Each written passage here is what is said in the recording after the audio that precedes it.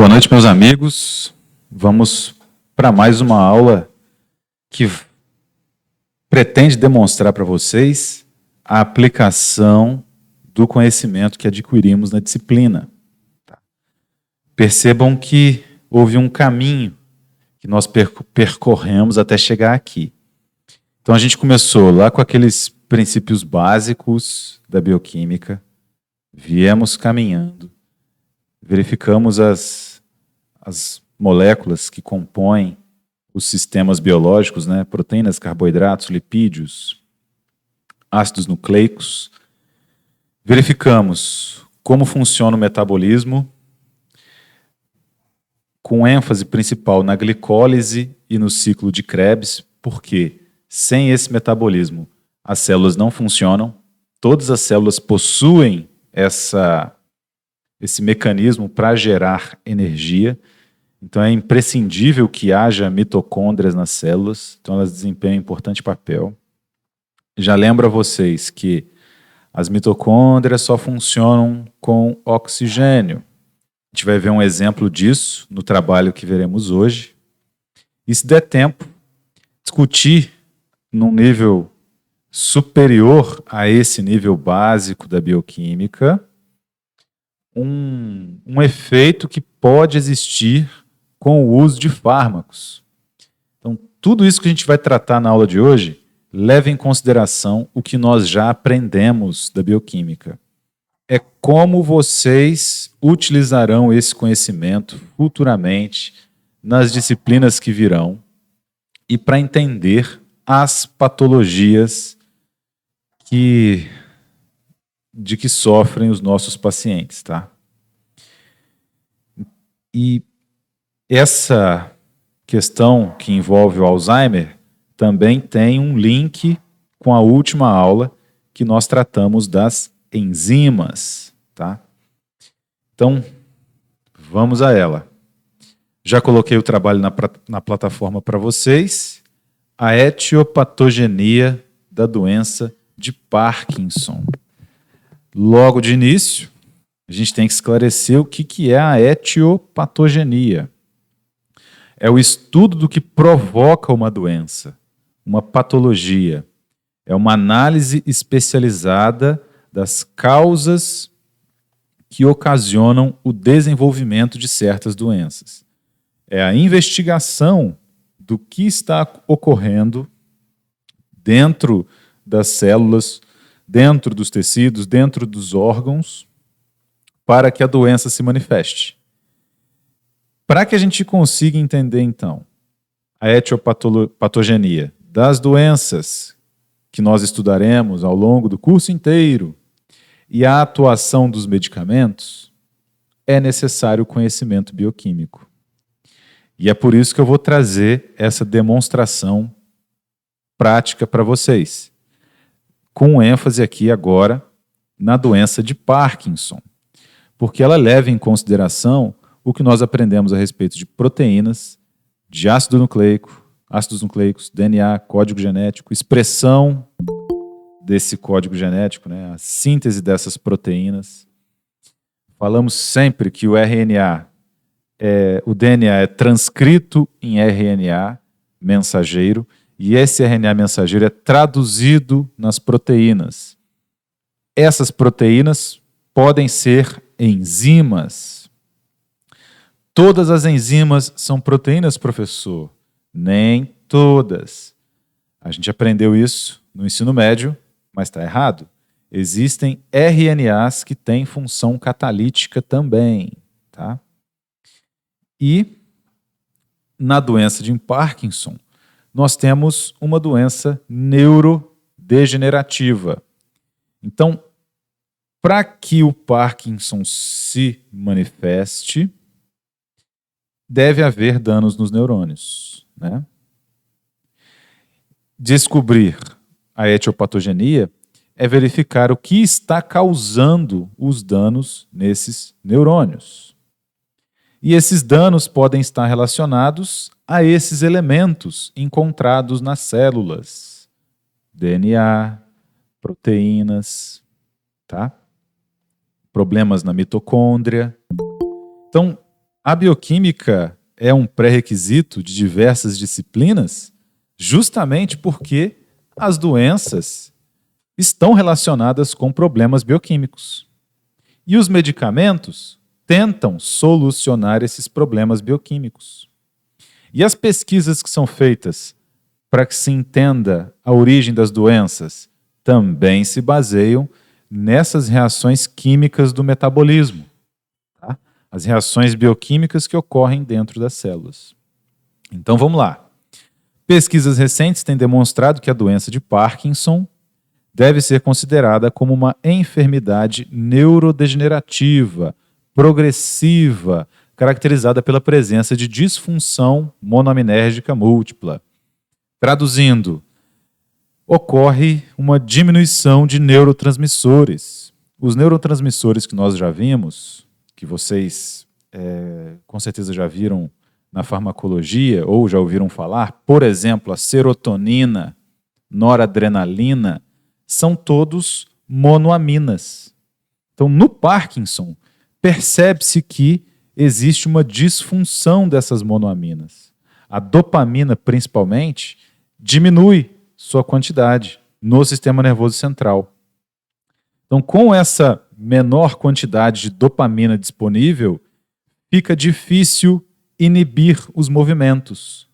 Por isso que o paciente que sofre da doença de Parkinson não controla os movimentos. Ele fica tremendo, né?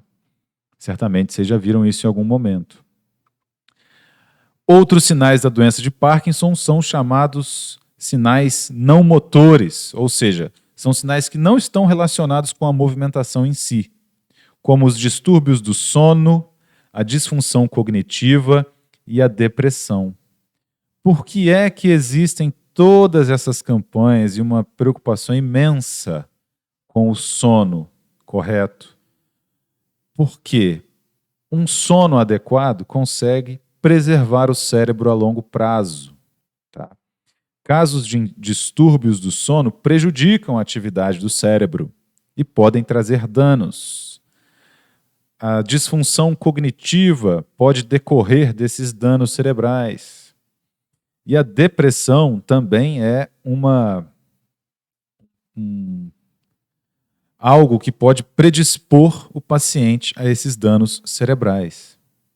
A gente tem que lembrar que, quando a gente vê uma neurotransmissão ocorrendo, o neurotransmissor interage com o seu receptor no neurônio pós-sináptico, a coisa não termina aí. Modificações bioquímicas profundas e duradouras podem ocorrer no neurônio pós-sináptico. Tá? Essas modificações bioquímicas profundas e duradouras ocorrem porque, quando os neurônios se comunicam, não é apenas uma comunicação química. Os códigos genéticos estão se comunicando. Eu dei um exemplo para vocês, se não dei, reforço agora, que é o consumo de carne de frango. Na década de 60, os frangos começaram a ser cultivados para o abate. Eles demoravam 80 dias para atingir o peso de abate. Atualmente, os frangos atingem esse mesmo peso em 42 dias, por volta de 40 dias. O que aconteceu? É hormônio na carne? É hormônio na ração? Não pode ser, porque o hormônio de crescimento é proteico e esses hormônios no estômago do animal seriam completamente digeridos. Então, para aplicar hormônio, tem que aplicar endovenoso, né, na veia. Vai aplicar e gastar uma seringa para cada frango na granja? Não dá. O preço da carne ficaria caríssimo. Porque se você usar a mesma seringa várias vezes, com certeza haveria contaminações nos animais. Então não pode ser hormônio. É seleção genética. Então foram selecionados geneticamente os frangos que cresciam mais rápido. Tá. Só isso, professor? Não. Porque a gente sabe que se você pegar um ovo desse, de um frango de granja, e criar na sua casa, no galinheiro, no sítio, junto com as outras galinhas, esse animal não vai chegar no peso de abate em 42 dias. Vai demorar bem mais. Na granja, então, o frango fica no meio de uma centena de outros frangos, vários frangos, um ambiente estressante. A luz não obedece à luz do sol, o galpão fica iluminado por muito mais tempo, e isso gera uma condição de estresse, exatamente, assim, se encaixa exatamente no que nós estávamos falando, a questão do sono, do estresse, a depressão ou a ansiedade, e assim por diante. Então o frango fica estressado, e ansioso e não dorme. O que ele faz? Ele come. Então, há uma mudança dos genes, da expressão gênica desse frango que está na granja, por conta do estresse e da privação de sono. Esse mesmo frango, com a mesma genética no sítio, por sua vez, ele não passa por todo esse estresse. Ele tem o ritmo diário respeitado. 6 horas da tarde ele vai lá, o galinheiro, e dorme. Acorda 4 horas da manhã, vai ciscar, vai ter uma dieta variada com vários tipos de alimentos, né, vegetais, insetos, minhocas, etc. E aí ele demora mais para crescer, né? Então, esse tipo de comunicação que existe entre as células, entre os genes, também ocorre nos nossos neurônios. Se existe um quadro de distúrbio do sono, de depressão, de ansiedade, há prejuízos nos neurônios em comparação com um indivíduo que não passa por esses problemas, tá? Então é preciso que a gente entenda que esses eventos bioquímicos são muito mais profundos e duradouros do que eles parecem ser, beleza?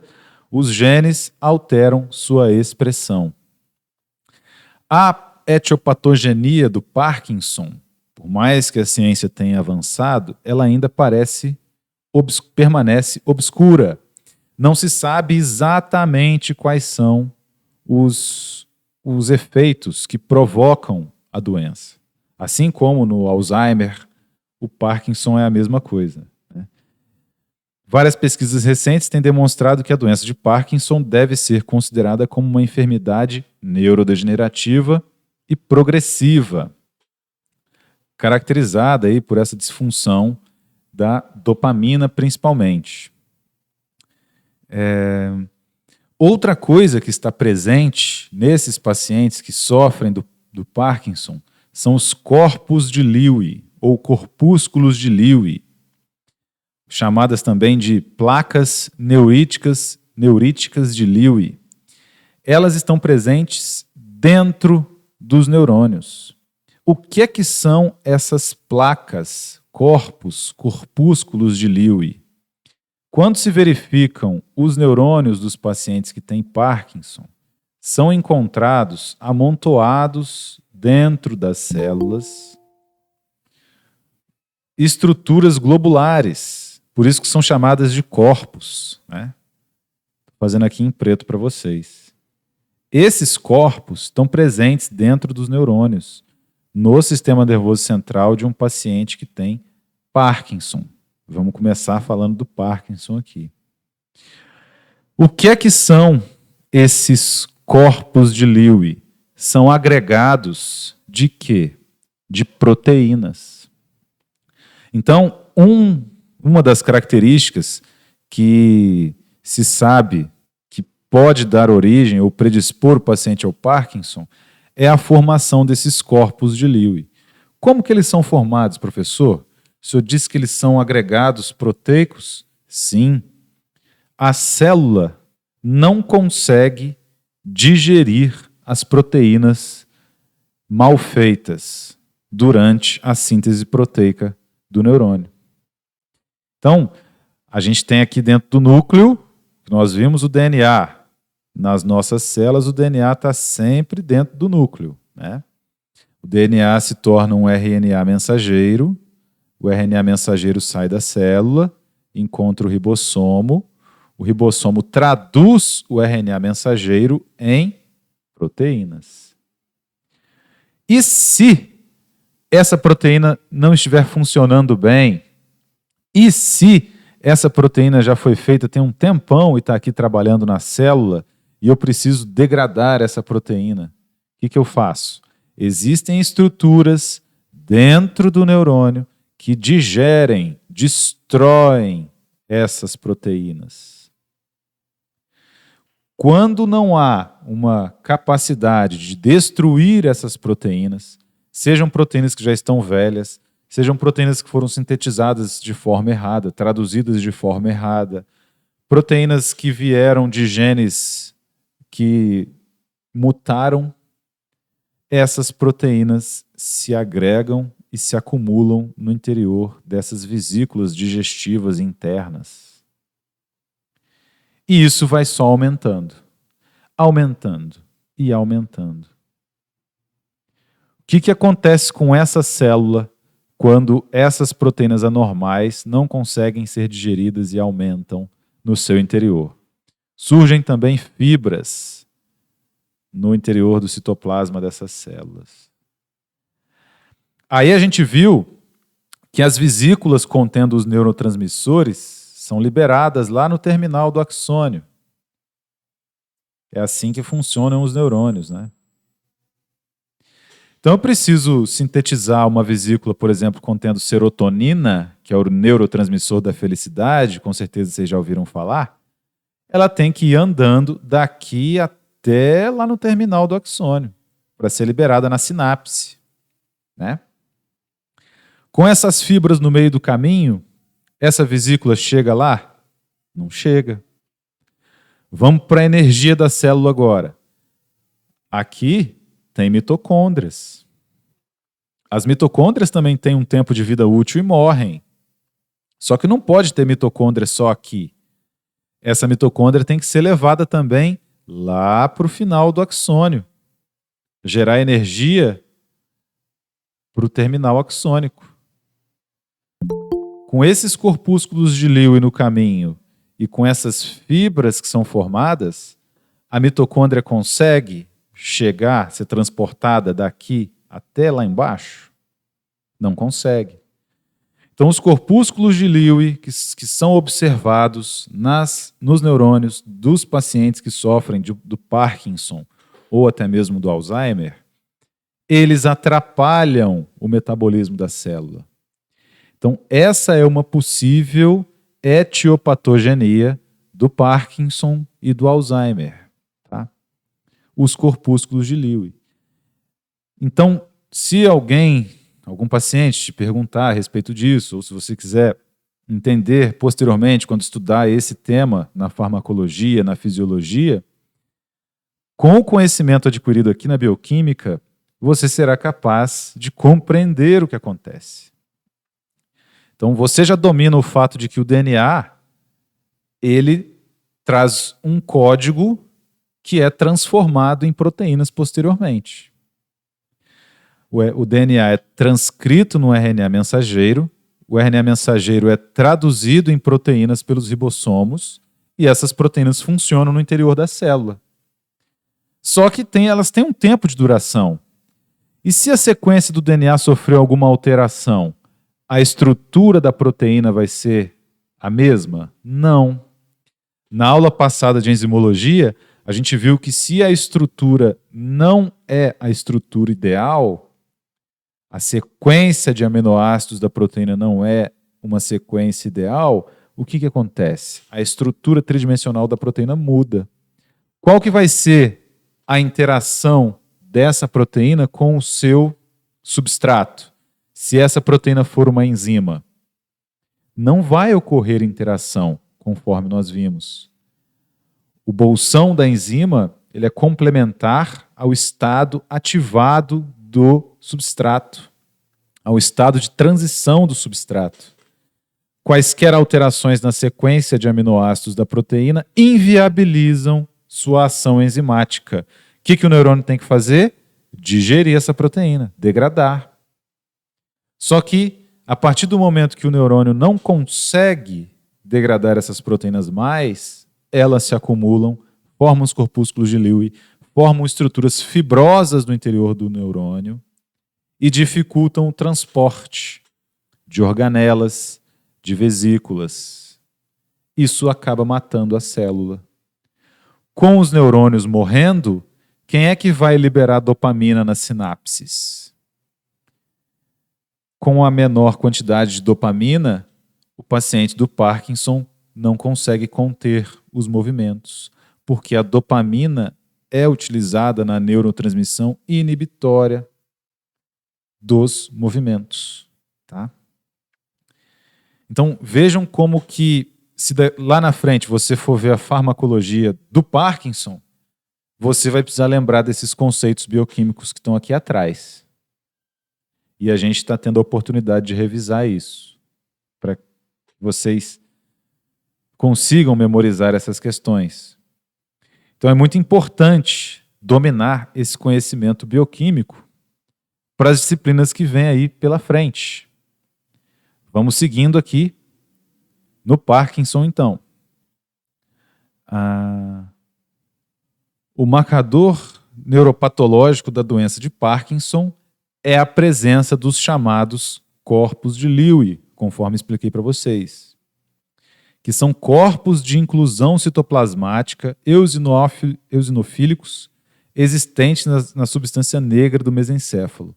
Então, nos neurônios que participam aí dessa região do cérebro, que é a substância negra do mesencéfalo, ocorre o acúmulo desses corpos de Lewy.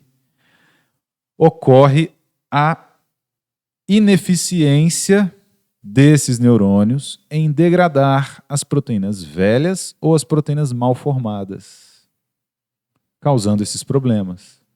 Os corpos de Lewy têm como maiores componentes a presença de filamentos que consistem de agregados de proteínas, entre elas uma proteína chamada alfa-sinucleína. Na atualidade, definem-se os corpos de Lewy ou agregados proteicos intracitoplasmáticos ou ainda inclusões citoplasmáticas formadas por uma resposta citoprotetora para sequestrar e degradar níveis excessivos de proteínas anormais.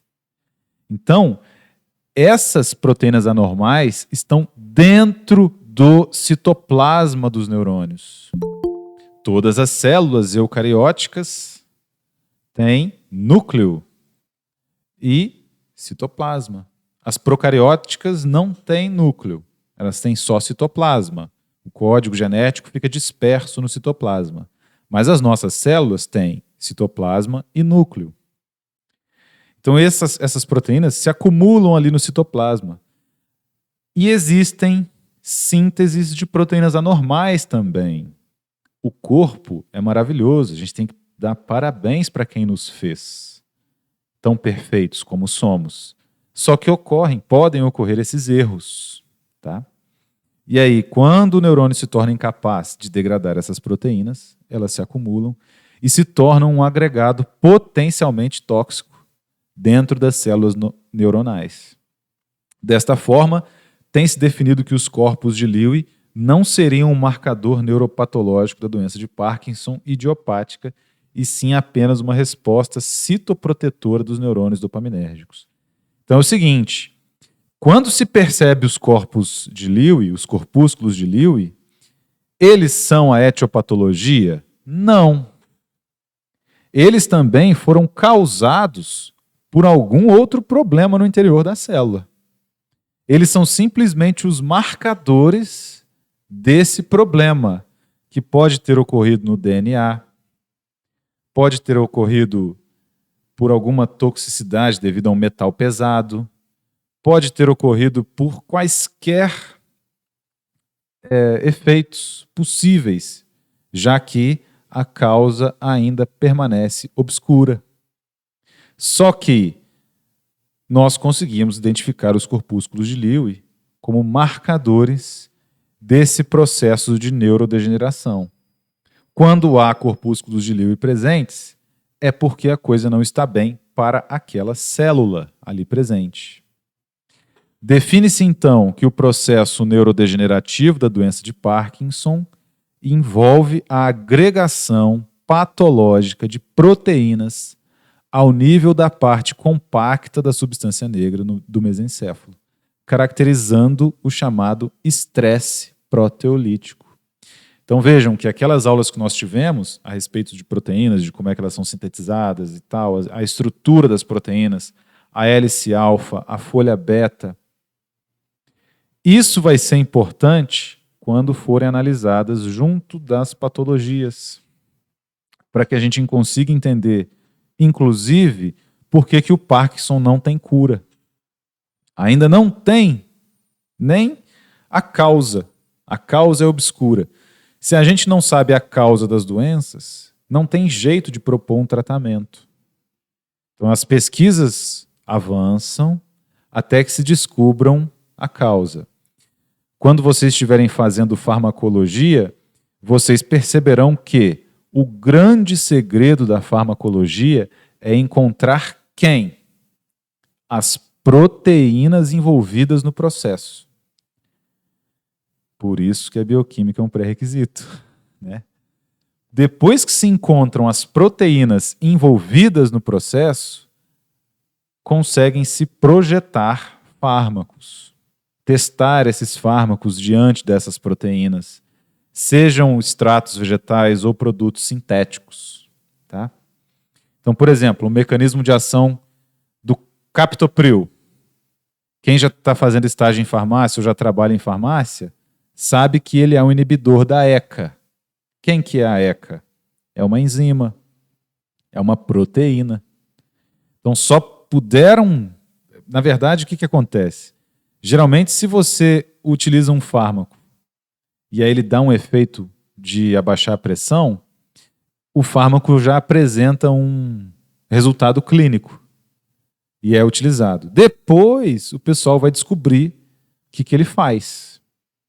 Mas existem fármacos que já são projetados quando se descobrem as proteínas envolvidas na doença. Tá? Esse é o grande segredo da farmacologia. É encontrar as proteínas envolvidas nas doenças.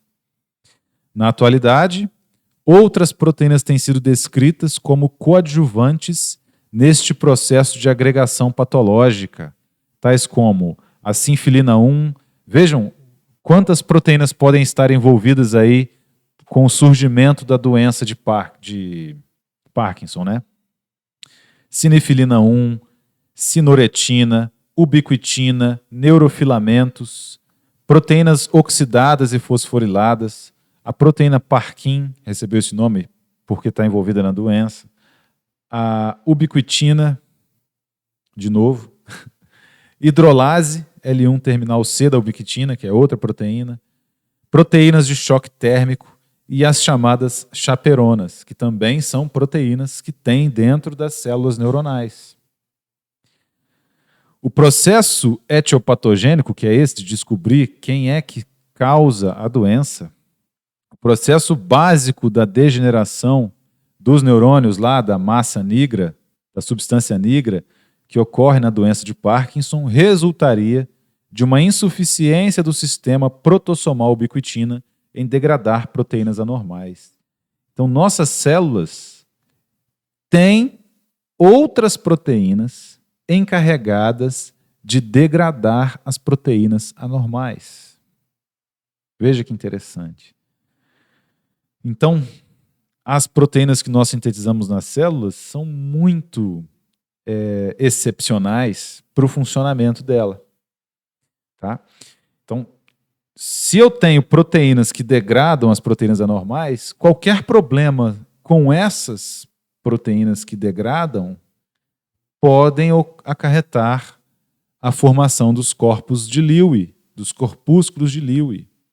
Quem é que degrada as proteínas do interior de todas as nossas células? Existe um sistema chamado de sistema proteossomal da ubiquitina. Ele representa o mecanismo primário responsável pela eliminação de proteínas intracelulares mutantes ou danificadas.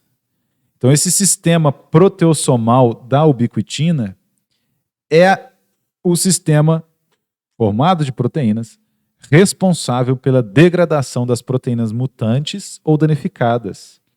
Professor, proteínas mutantes? Achei que mutante só tinha no X-Men. Não. Quando há danos no DNA, o RNA que é transcrito também fica danificado. Quando esse RNA mensageiro danificado é traduzido em proteínas, as proteínas também têm uma sequência mutante e não funcional por conta dessas mutações, já que a mutação torna a sequência de aminoácidos diferente do normal. Quando essa proteína atinge sua conformação tridimensional, ela não consegue interagir com o estado ativado de transição dos substratos. E aí essa proteína precisa ser degradada. Esses problemas ocorrem todos os dias dentro das nossas células. Por que particularmente com os neurônios, isso é complicado? Porque os nossos neurônios não se multiplicam. Os nossos neurônios simplesmente formam conexões sinápticas. Diferentemente das nossas células da pele, que todo dia você está descamando porque essas células se multiplicam muito rápido, os neurônios não são capazes de se multiplicar. Então, é necessário que, para que você fique mais inteligente, desde que você nasceu, você faça mais conexões sinápticas entre eles. Se o neurônio é perdido, ele não volta mais. Então, o funcionamento adequado desse sistema protege os neurônios. O sistema proteacional da ubiquitina representa o mecanismo primário responsável pela eliminação de proteínas intracelulares mutantes e danificadas e também está relacionado com a regulação dos níveis de proteínas de vida curta que mediam atividades celulares como a transcrição de genes e a neurotransmissão. Além das proteínas mutantes e danificadas, dentro das nossas células existem proteínas de vida curta. Assim que elas são traduzidas do RNA mensageiro, elas promovem uma função e aí tem que ser degradadas. Esse sistema também não é capaz. Se houver problemas nesse sistema de degradação, os corpúsculos de Lewy poderão ser formados. Esse sistema é formado pelos proteossomas, que são proteases com ação multicatalítica encontradas no citoplasma da célula. O que é uma protease, professor? É uma proteína que quebra outras proteínas. É uma enzima que quebra outras proteínas. Protease, a quebra de proteínas.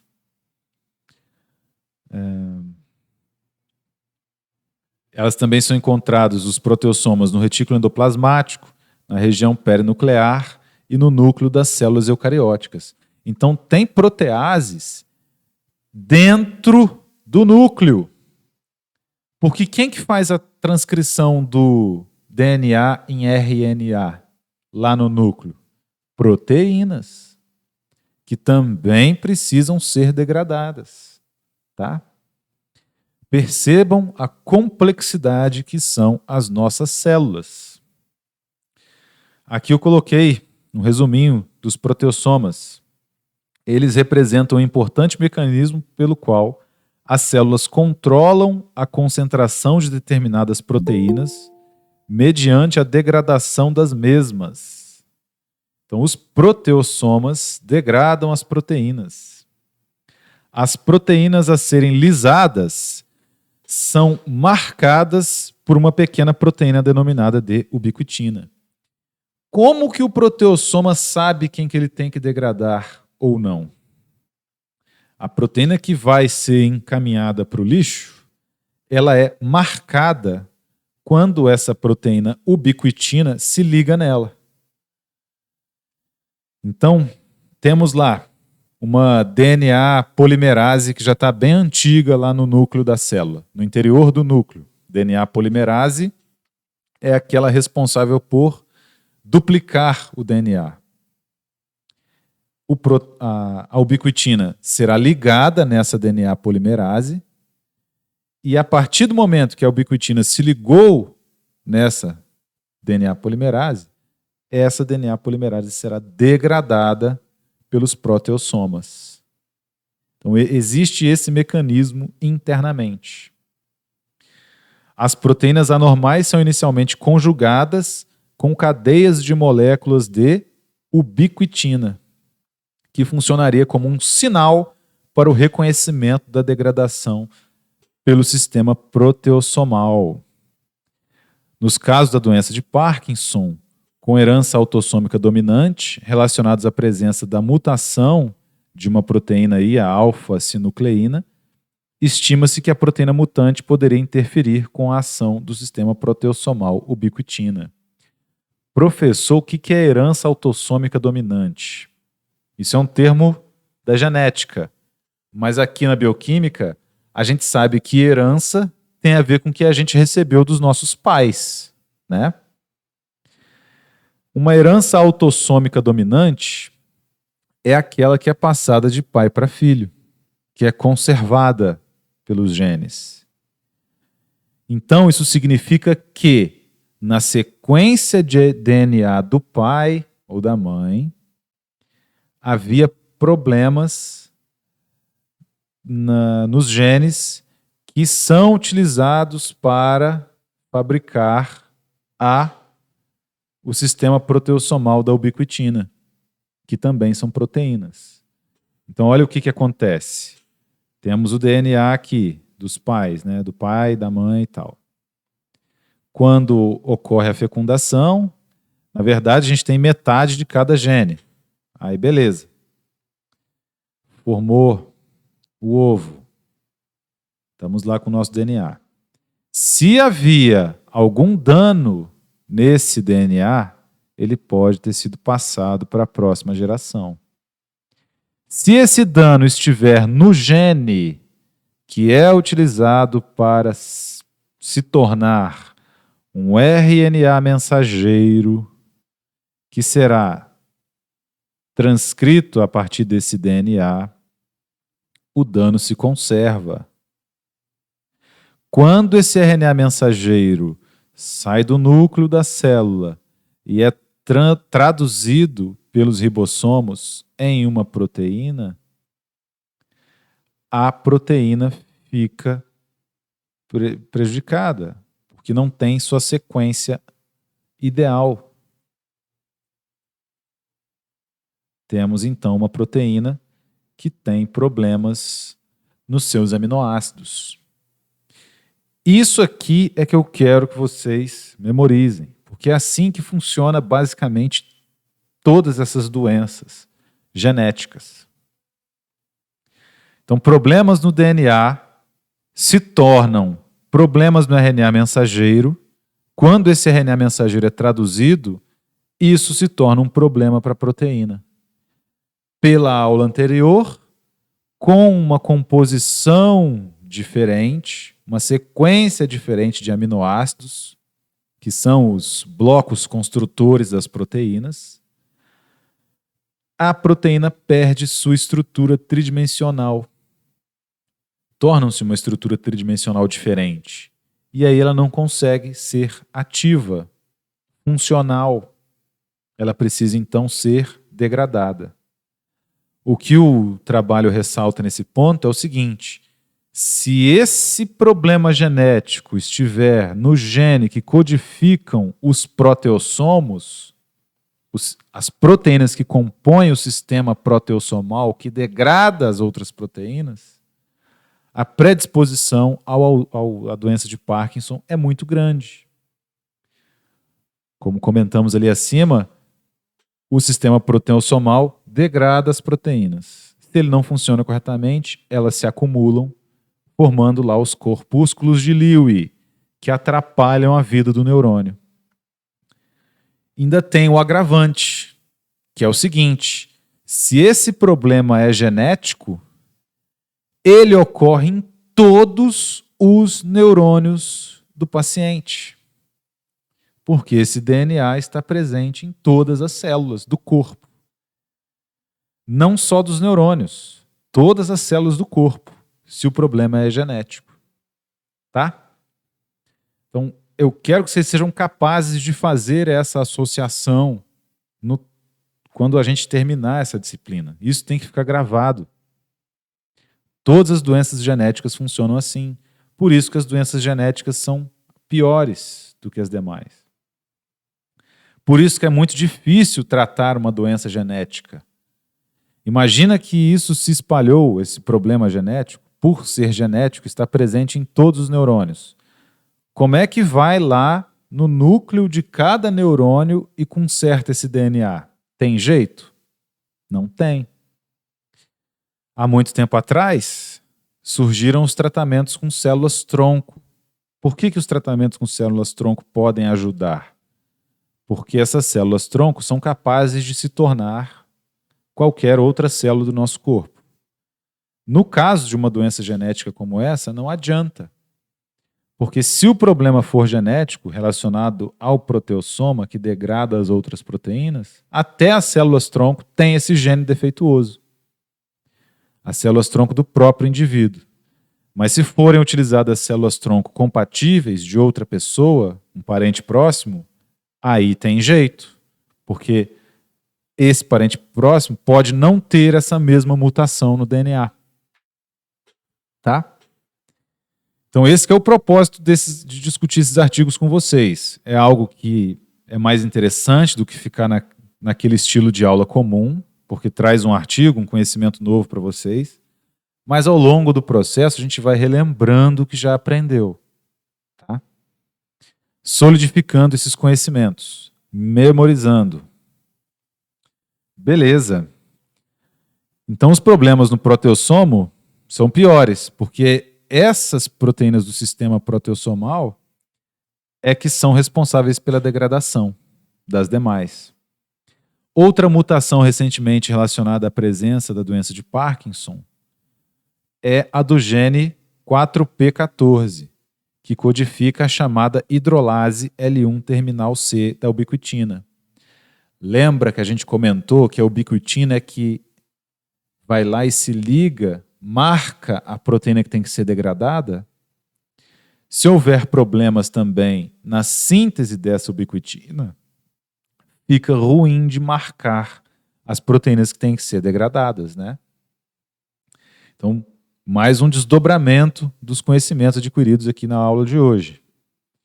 A mesma coisa que eu expliquei anteriormente relacionada ao proteossoma, as proteínas do sistema proteossomal, podem ocorrer aqui para ubiquitina, que é utilizada na marcação das proteínas que vão para o lixo.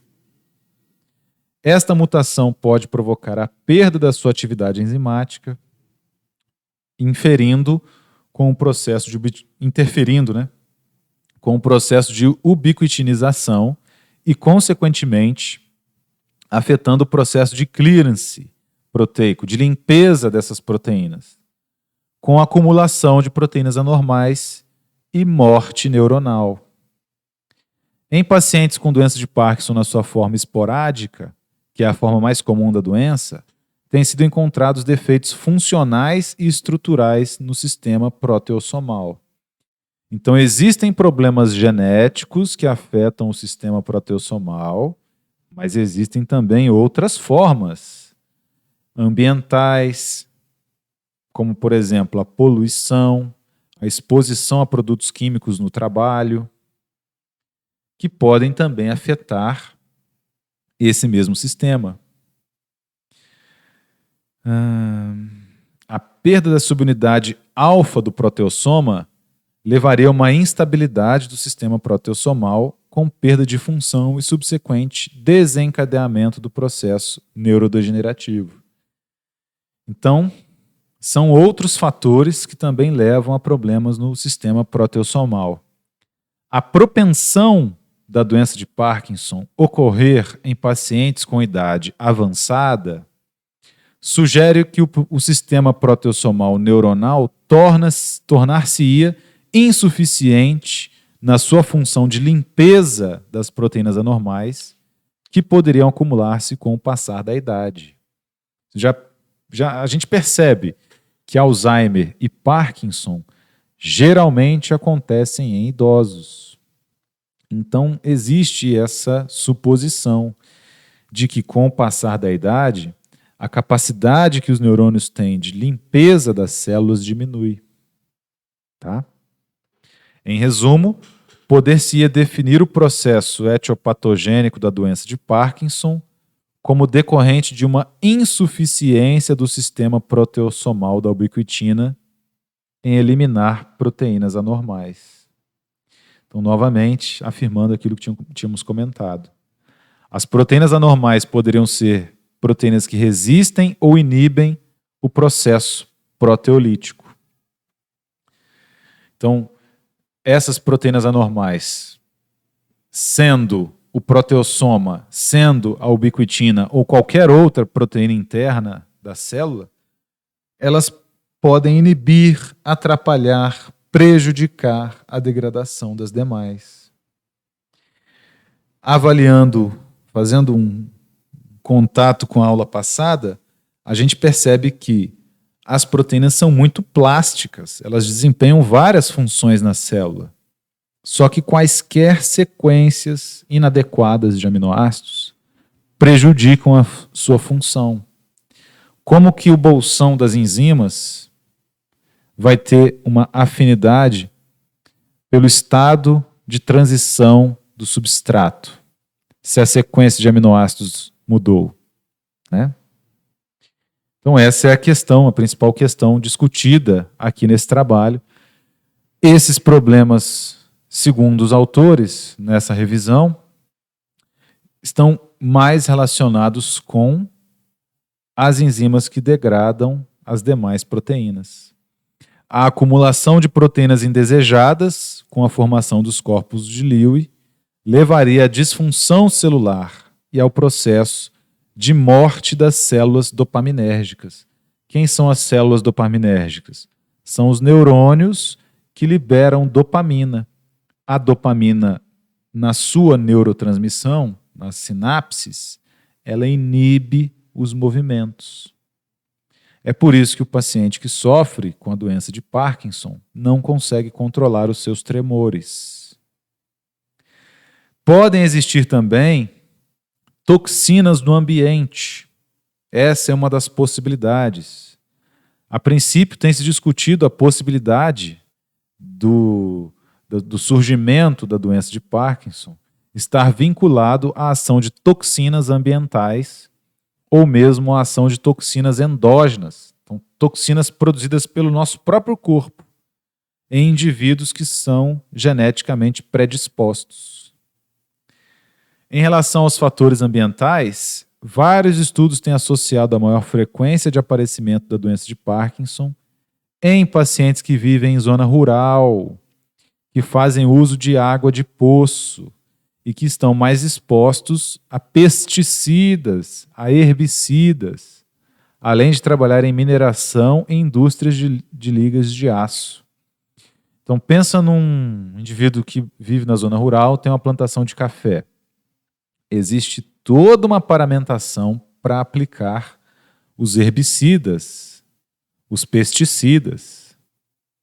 Só que a gente sabe que isso não é respeitado na maioria das vezes. Então, o contato com esses produtos químicos, ao longo de anos, pode ter um efeito tóxico para os neurônios, tá? Outra associação importante seria a exposição a produtos químicos industriais, como manganês, mercúrio, cianeto, disulfeto de carbono, solventes e produtos petroquímicos. A causa da doença de Parkinson e do Alzheimer é muito obscura, mas quando os pesquisadores vão investigar, a maioria dos pacientes que têm essas doenças tem algum tipo de exposição também a esses componentes tóxicos, herbicidas, pesticidas, disulfeto de carbono, solventes orgânicos, a indústria petroquímica. Beleza? Apesar de todas essas associações com a doença de Parkinson, não há até o momento evidências científicas convincentes da relação causa-efeito entre fatores tóxicos ambientais e o desenvolvimento da doença de Parkinson. O cérebro é muito complexo, é uma sopa química. Tem vários neurotransmissores, tem vários componentes químicos atuando ali.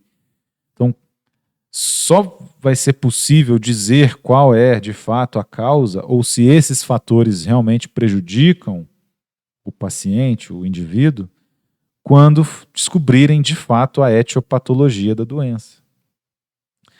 Uma questão polêmica é a relação entre o tabagismo, o suposto efeito protetor do hábito de fumar, e o aparecimento da doença de Parkinson. Vários estudos já foram realizados e não há ainda um consenso sobre a real participação do cigarro como substância neuroprotetora. Que outra coisa pode atrapalhar a determinação do efeito neuroprotetor do cigarro? Discute-se ainda o perfil psíquico do paciente com doença de Parkinson, que poderia influenciar o hábito desses pacientes não fumarem.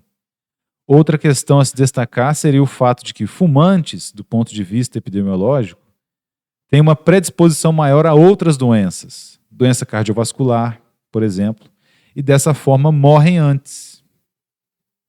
E pode ser que eles morram antes de manifestar a doença de Parkinson, quando estivessem mais velhos. Então isso prejudica as pesquisas. O fato dessas doenças neurodegenerativas serem desencadeadas e fazerem com que o paciente conviva por anos com a doença sem que ela se manifeste, também atrapalha a pesquisa do que causa essas doenças. Então, por exemplo, você tem que fazer, no caso aqui, no outro artigo que eu trouxe para vocês, existem estudos que são feitos acompanhando os pacientes por 30 anos. 20 anos. Então tem que pegar, 7.000 pessoas, começar a acompanhar anualmente por 20 anos. E aí verifica os hábitos dessas pessoas, os medicamentos que elas tomaram, onde elas trabalham, etc, etc, etc. Só que nesses 20 anos, muita coisa pode mudar. O paciente pode começar a fazer exercício, pode ficar sedentário, ele pode mudar de emprego, ele pode fazer uso de drogas, ele pode fazer uso de medicamentos, parar de usar, voltar a usar novamente. Então isso prejudica bastante também a pesquisa dessas doenças. É por isso que não temos muitas alternativas, porque não dá para pesquisar os efeitos que levam ao Parkinson.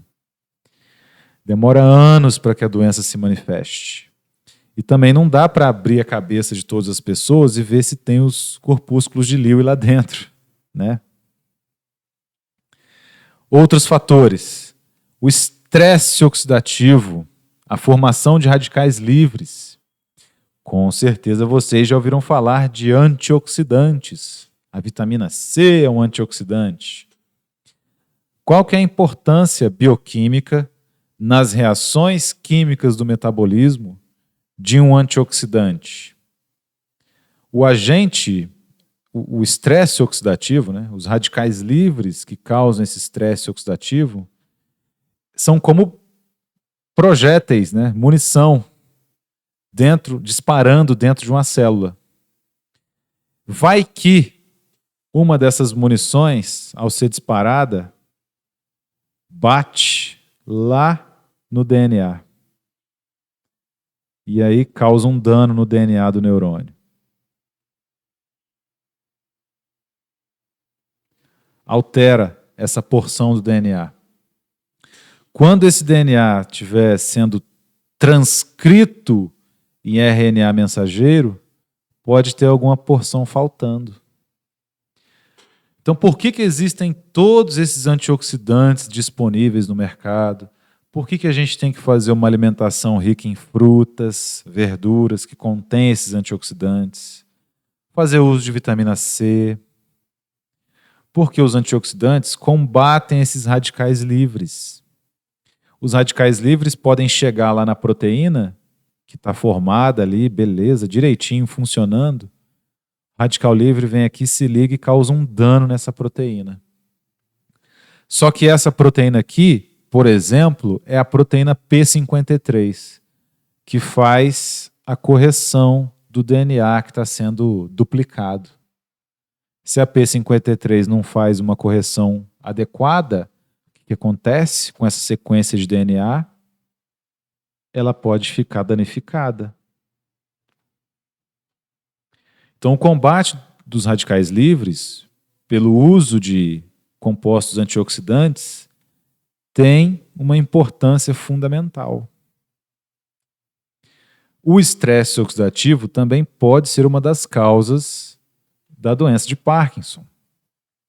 Quando existe um desequilíbrio entre fatores que promovem a formação de radicais livres e os mecanismos de defesa desses antioxidativos. Respirar provoca o surgimento de radicais livres nas nossas células. Vamos voltar lá na mitocôndria. Eu vou bater nessa tecla até vocês memorizarem isso. Por que que a mitocôndria só funciona quando tem oxigênio? Não é porque a mitocôndria queima igual fogo, né? Quando você acende o fogo, precisa ter oxigênio. Se você tira o oxigênio, a chama se apaga, né? No caso das nossas células, das nossas mitocôndrias, o oxigênio é o aceptor final dos elétrons da cadeia de transporte de elétrons mitocondrial.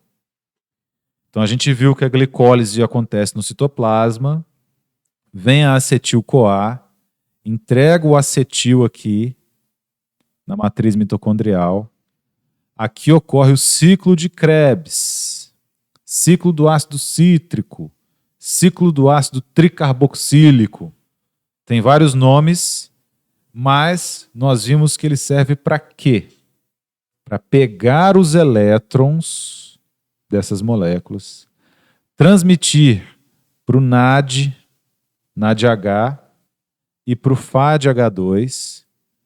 O FADH2 e o NADH entregam esses elétrons, vou fazer os elétrons em verde aqui, para as proteínas que estão aqui presentes na membrana interna mitocondrial, que é chamada de cadeia de transporte de elétrons. Complexo 1, 2, 3 e 4. Quando esses elétrons caminham pelos complexos 1, 2, 3 e 4, eles geram energia. Essa energia é usada para bombear o hidrogênio, próton, do espaço intermembrana, do espaço da matriz mitocondrial, para o espaço intermembrana. Os prótons se acumulam no espaço intermembrana. Quando esses prótons voltam, eles giram as pás da proteína ATP sintase, gerando ATP, gerando energia. Beleza. Então, professor, dentro da mitocôndria, né? Quando o acetilcoenzima A entrega o acetil aqui, ele participa do ciclo de Krebs. Ao participar do ciclo de Krebs, vão surgindo elétrons que são capturados pelo NAD e o FAD, levados aqui para a cadeia de transporte de elétrons. Para onde que vão esses elétrons depois? Os elétrons serão utilizados para transformar o oxigênio em água. Na verdade, é o oxigênio que tem que estar presente aqui para que esses elétrons sejam incorporados numa molécula de água. Porque se não tiver o oxigênio aí, esses elétrons viram tiros disparados aqui. Incontrolavelmente. Vão danificar a mitocôndria, vão danificar o DNA da célula. Tornam-se radicais livres. Você só respira, só está respirando agora para que o oxigênio chegue nas mitocôndrias das suas células, pegue esses elétrons e seja transformado em água. Isso eu quero que vocês memorizem, aprendam. É o básico da bioquímica. Cai em concurso. Tá? Qual que é a importância do oxigênio, então? É o aceptor final dos elétrons da cadeia de transporte de elétrons mitocondrial. É por isso que a mitocôndria só funciona na presença de oxigênio. E aí vem aquele exemplo do indivíduo que vai malhar depois de uma época de anos de sedentarismo. Não tem oxigenação em todos os músculos, não tem irrigação sanguínea em todos os músculos, então o oxigênio não chega em todas as células musculares. O que a célula tem que fazer para gerar energia? Glicólise, só glicólise. Com muita glicólise, acumula ácido lático. No dia seguinte, a pessoa está com os músculos todos doloridos, porque o ácido lático altera o pH do músculo e causa essas dores. Mas é melhor sentir essas dores do que ter uma mitocôndria funcionando sem oxigênio. Porque se a mitocôndria funcionasse sem oxigênio, ia ter tantos elétrons disparando aqui no interior da célula que todas as células musculares iam morrer por conta dos radicais livres. Tá? Então, esses são os benefícios da utilização dos antioxidantes. Por mais que existam mecanismos internos que controlem os radicais livres, eles ainda surgirão. E aqui, no trabalho, eles comentam também que as reações de oxidação e redução são catalisadas por metais de transição como ferro, cobre e manganês. Então tem que ter esses micronutrientes presentes na nossa alimentação, porque eles participam dessas reações que inibem os radicais livres. O mais importante do ponto de vista biológico é o ferro. O estresse oxidativo pode contribuir para o processo patogênico da morte das células nigrais na doença de Parkinson. Então, se houver um estresse oxidativo lá nos neurônios da substância nigra, os neurônios vão morrer. Se esses neurônios da substância nigra, que são os produtores de dopamina, morrerem, menos dopamina, descontrole dos movimentos musculares, doença de Parkinson. Tá? Vários fatores poderiam estar implicados no conjunto com excessiva formação de peróxidos, com deficiência da glutationa. Não saiam do curso sem saber a importância da glutationa. É um tipo de suplementação que pode ser utilizada nos pacientes. A glutationa é uma proteína, só que ela é constituída só de 3 aminoácidos. Então a gente chama de oligopeptídeo. Vocês lembram das aulas de história do ensino médio que ensinava a política do café com leite, né? Sob determinado tempo mandava no Brasil o estado de Minas Gerais, depois mandava o estado de São Paulo. Isso é chamado de oligarquia, o governo na mão de poucos. Então um oligopeptídeo é um peptídeo pequeno, uma pequeniníssima proteína. E a glutationa é uma molécula constituída pelos aminoácidos ácido glutâmico, cisteína e glicina. Ela é produzida em todas as células do organismo. É um antioxidante hidrossolúvel, mais importante nos sistemas vivos. É o nosso antioxidante mais importante, é a glutationa. Se houver problemas na enzima que faz a glutationa, o que acontece? Problemas em todas as células. Então vejam como as coisas vão meio que num caracol, né? A gente vai na síntese proteica, volta, problemas no DNA, vai no efeito que a proteína causa no corpo, só que pode haver problemas na sequência dessa proteína ou na proteína que sintetiza essa proteína e assim vai. Tá? É a importância desse conhecimento bioquímico. Então, a glutationa é a principal arma antioxidante e protetora do nosso organismo. Todos esses fatores que podem interferir aí com a glutationa ou com o estresse oxidativo podem atuar de forma isolada ou conjunta, provocando o aparecimento do estado de estresse oxidativo e a subsequente neurodegeneração na parte compacta da substância negra do mesencéfalo.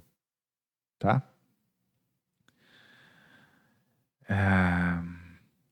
Numa das aulas anteriores, vocês me perguntaram a respeito da água oxigenada, né? O peróxido de hidrogênio.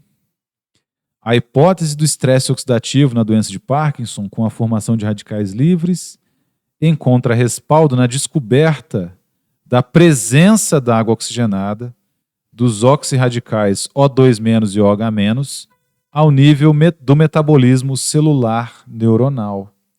Então, o neurônio que está produzindo água oxigenada, ele está fazendo isso para degradar alguma coisa.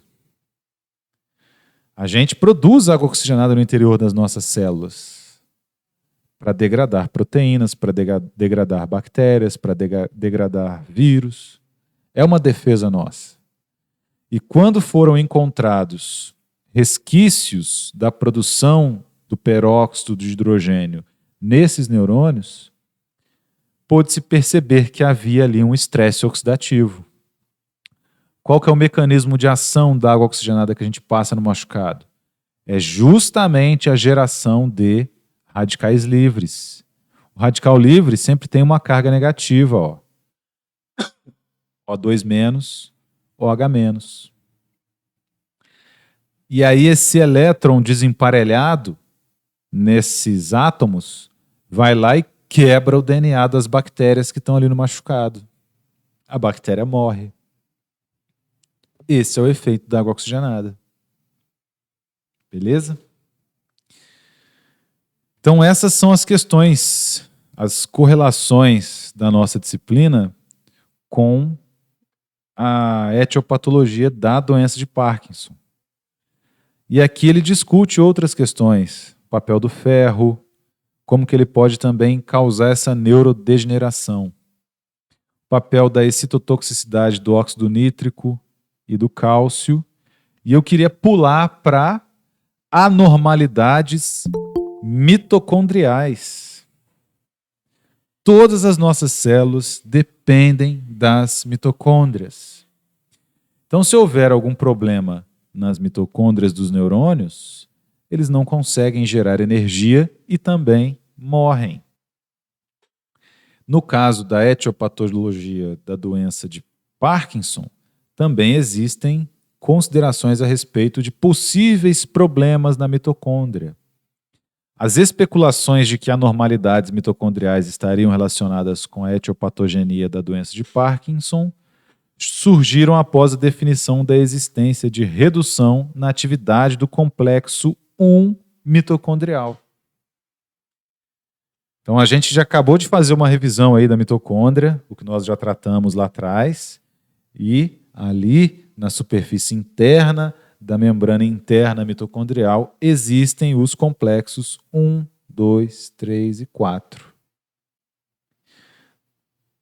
Foram encontrados pacientes que apresentavam a doença de Parkinson que também tinham uma redução da atividade do complexo 1, que está ali nas mitocôndrias.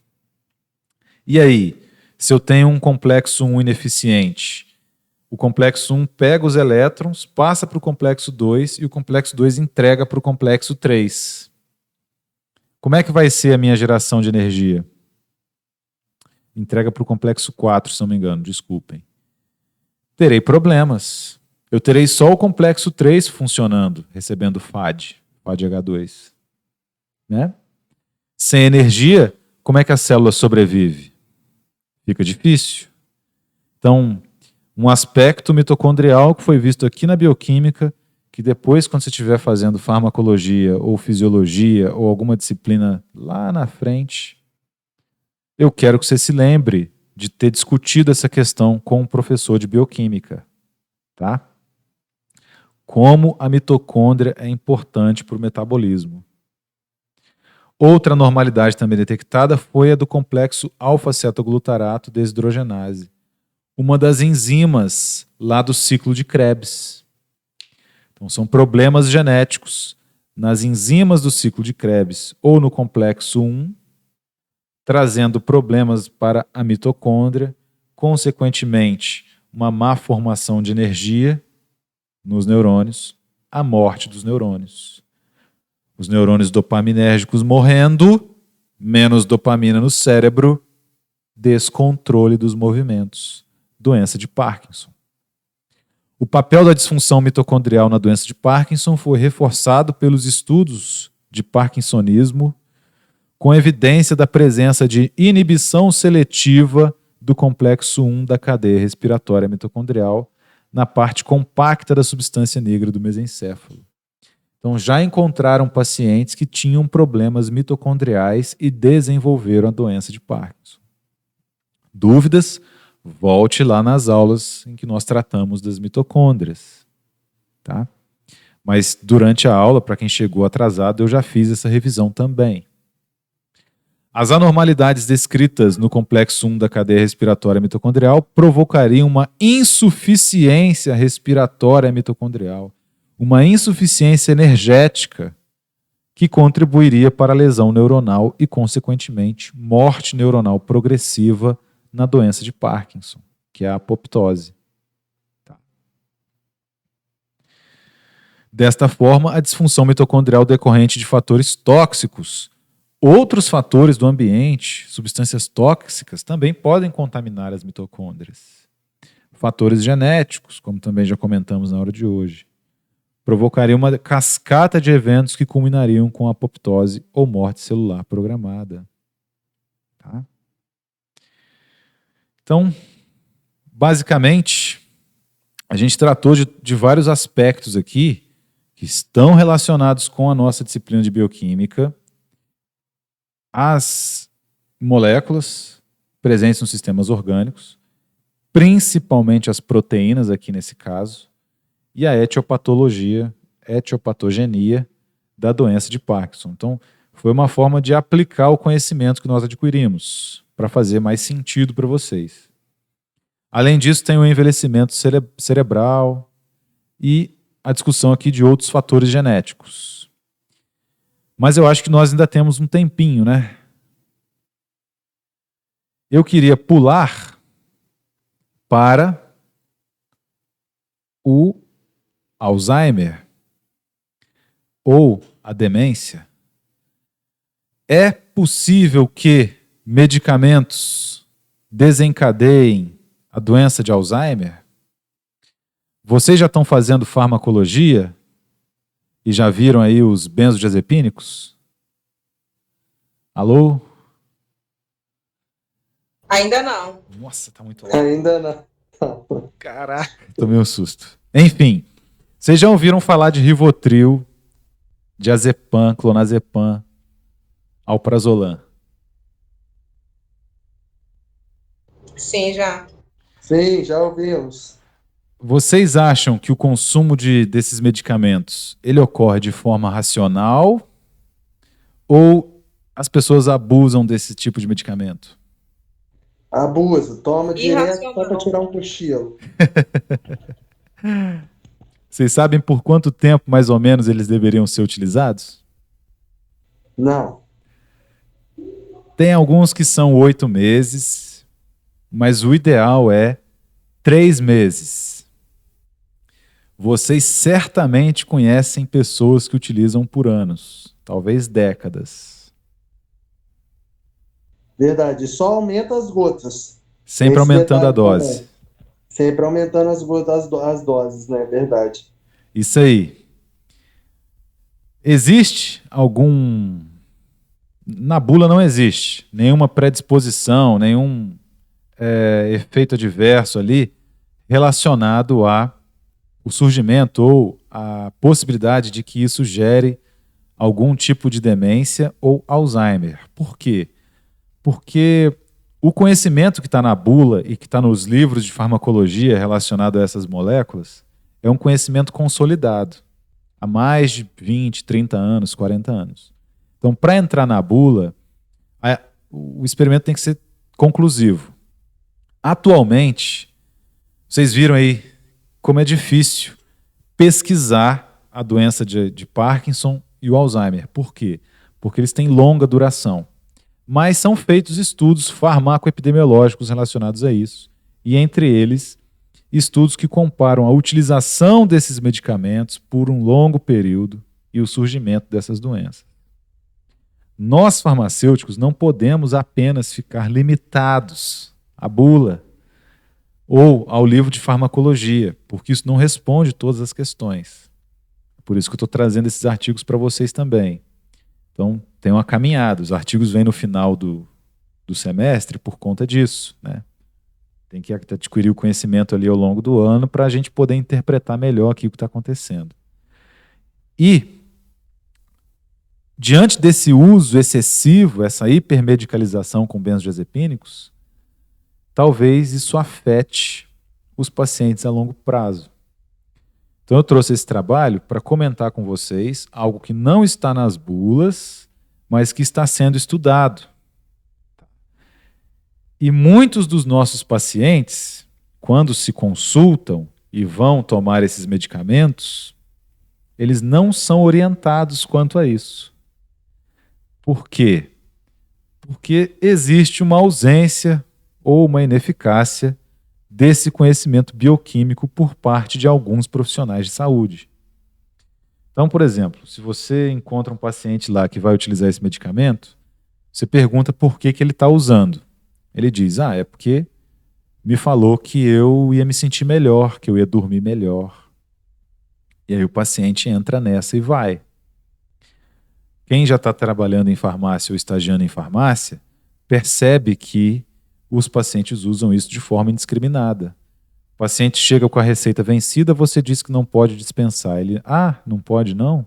Ele na sua frente liga para o consultório, pede para deixar uma receita pronta, ele vai lá, pega a receita e compra com você. Você tem que dispensar para ele o medicamento. Essa classe de fármacos, que vocês verão posteriormente, ela é controlada, então precisa de receita, né? Só que aqui eu queria chamar a atenção para um aspecto bioquímico que a gente já viu na disciplina, que vai se refletir lá na farmacologia. Os benzodiazepínicos atuam na neurotransmissão. Então, o efeito que ele tem para induzir o sono funciona da seguinte forma. Nós temos aqui um neurônio. E temos o terminal aqui axônico do neurônio pré-sináptico, né? Nossa, ficou muito feio. Vou fazer de novo. Então, comunicação entre os neurônios, ó. Um terminal axônico e um outro neurônio aqui. Tem neurotransmissores, noradrenalina, acetilcolina, serotonina, que é o mais famoso, e tem também o GABA, que é o ácido gama-aminobutírico. Quando o GABA é liberado aqui, na sinapse, ele interage com o receptor no neurônio pós-sináptico, abre canais de cloreto. Cloreto entra na célula. Se estava o cloreto aqui fora, é porque aqui fora está negativo e aqui dentro estava positivo.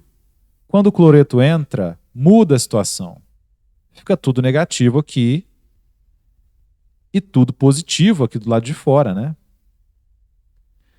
Os outros neurotransmissores abrem canais de sódio. Então, para despolarizar essa membrana, teria que abrir muito canal de sódio. Então, chega a serotonina aqui agora. Ela vai ter que se conectar com o seu receptor, abrir canais de sódio. Só que precisaria de muita serotonina para contrabalancear essa carga negativa, despolarizar a membrana e aí fazer com que passe o impulso elétrico. Então o GABA é um neurotransmissor inibitório. É por isso que o usuário dorme, porque isso causa uma depressão no sistema nervoso central. Não a depressão, doença. É a depressão tipo, os impulsos elétricos cessam. E aí induz o sono. Tem o chamado efeito hipnótico, que é a indução do sono. Paciente que tem ansiedade, benzodiazepínico nele. Porque aí, aquele neurotransmissor que está aqui, transmitindo os impulsos elétricos, provocando a ansiedade, já não consegue funcionar mais, devido à hiperpolarização da membrana provocada pelo GABA. O benzodiazepínico, ele se liga aqui no mesmo receptor do GABA e aumenta a afinidade entre o GABA e o seu receptor. Por isso que quando o benzodiazepínico é utilizado, muito mais cloreto entra, muito mais hiperpolarizada fica a membrana, muito mais difícil de excitar esses neurônios. Agora, a gente viu no trabalho da doença de Parkinson vários efeitos que podem causar o acúmulo lá dos corpúsculos de Lewy nos neurônios. Será que uma depressão do sistema nervoso central, a inatividade do sistema nervoso central, não pode também trazer modificações bioquímicas profundas e duradouras para esse neurônio e desencadear esse mesmo processo de acumulação de neurofibrilas, de corpúsculos de Lewy, de prejuízo do transporte axonal? Então a mitocôndria que está aqui, que eu tenho que levar lá para o terminal do axônio desse neurônio, terminal axônico deste neurônio, ela não consegue ir, porque tem um monte de fibra na frente, tem corpúsculos de Lewy na frente. Esse neurônio acaba morrendo. Então, o outro trabalho que eu trouxe comenta as observações que são feitas em usuários de benzodiazepínicos. Vou pegar só o resumo aqui com vocês. Não precisamos nos aprofundar nele. É algo que não está nas bulas, porque não deu tempo de colocar. As pesquisas ainda estão sendo feitas, né? Esse trabalho aqui, no caso, é de 2015. Os benzodiazepínicos, por ter esse efeito depressor que eu mostrei para vocês, eles têm efeitos na memória de curta duração. Então o usuário tem problemas de memória. Lá no início do trabalho com doença de Parkinson, a gente viu que algumas situações podem predispor o indivíduo à doença de Parkinson. Insônia, depressão e dissonância cognitiva. Problemas de memória também. Então, se o indivíduo começa a apresentar problemas de memória depois dos 50, 60 anos, é o indício que pode ser algum efeito neurodegenerativo. E os benzodiazepínicos causam esses efeitos de perda de memória quando são utilizados. Nesse trabalho aqui, 11 estudos são discutidos, né, a respeito do risco de produção das desordens do tipo demência nos usuários de benzodiazepínicos. 9 desses estudos concluíram que essas drogas têm efeitos deletérios, um encontrou um efeito protetor e um não observou efeito algum. Então tem toda uma discussão a respeito disso, de como os trabalhos foram feitos, etc. A questão é que, atualmente, não existem evidências de um aumento no risco de produzir desordens do tipo demência associados com o uso racional dos benzodiazepínicos, não excedendo 3 meses. Tem que dar o spoiler, né? Já que a gente não vai ver o trabalho todo. Nos trabalhos que encontraram esse risco, havia pacientes utilizando por mais que 4 meses de forma ininterrupta. Havia pacientes utilizando por 360 dias uma dose diária e havia pacientes utilizando até por muito mais tempo que isso. Nesses trabalhos, foi encontrada uma correlação com o surgimento da desordem do tipo demência. Agora, os indivíduos que usaram esses medicamentos por 3 meses não apresentaram problemas relacionados à desordem do tipo demência, ou aos corpúsculos de Lewy, ou ao Alzheimer. Tá? Só que eu já quero alertar isso para vocês já no início do curso, para vocês irem notando essas questões no dia a dia, seja na farmácia, seja onde você trabalha com atendimento clínico, tá? Seja entre os seus amigos, colegas, familiares. O uso de benzodiazepínicos não pode exceder. É uma ferramenta que tem que ser incluída no tratamento e retirada. Não pode ficar aumentando as doses, tá? Porque se esse uso não for mantido corretamente, de forma racional, ele também traz outros riscos. Entretanto, aqui continuam os pesquisadores, né?